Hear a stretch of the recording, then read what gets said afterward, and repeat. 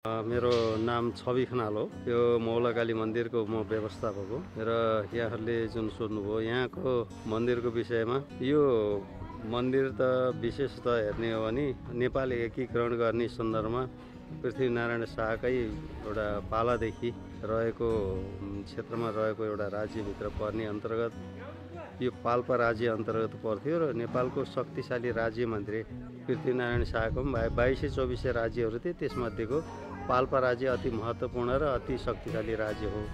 पाल्पाको राज्यमा त्यहाँ राजा मणिमुकुन्द सेनले यहाँ राज्य गर्थे। यो चाहिँ नि मौलाकालीको मन्दिर अहिले जहाँ छ त्योभन्दा पश्चिमपट्टि 13 किलोमिटर पश्चिमको अर्को डाँडोमा मणिमुकुन्द सेनको दरबार थियो। त्यो दरबारबाट मणिमुकुन्द सेन यो डाँडो हुँदै अनि तल देवघाटसम्म जाने र त्यहाँ स्नान गर्ने उनी धर्ममा विश्वास गर्थे।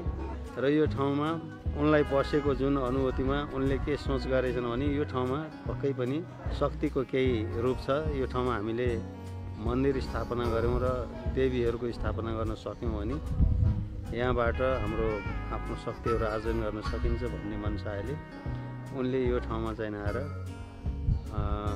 कालीको शक्तिलाई उनले स्थापित गरे।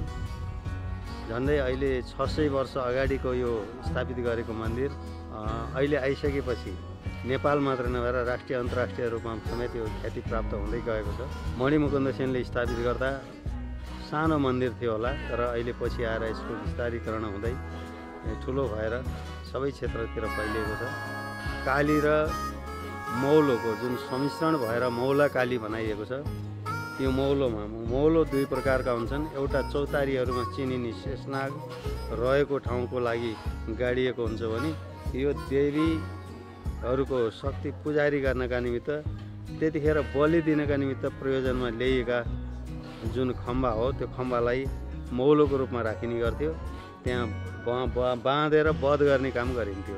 त्यस कारणले पनि यो मौलो र कालिका मिलाएर मौला कालिका भन्ने शब्द आएको हो। चाडपर्व, दसैँको चाडपर्व, ठुलो दसैँको चाडपर्व, चैत्र दसैँको चाडपर्व, त्यस्तै रामनवमी लगायतका अन्य ठुला चाडपर्वहरूमा यहाँ निकै भक्तजनहरूको घुइँचो लाग्ने गर्छ। गौशाला छ, त्यस्तै गरेर पाठशाला छ, पाकशाला छ। अहिले कक्षा 6 देखि लिएर 10 क्लाससम्म विद्यार्थीहरूले अध्ययन गरिराखेका छन्। गौशालामा गौमाताहरू छन्। त्यस्तै हामीसँग झन्डै 500 जति परेवाहरू छन्।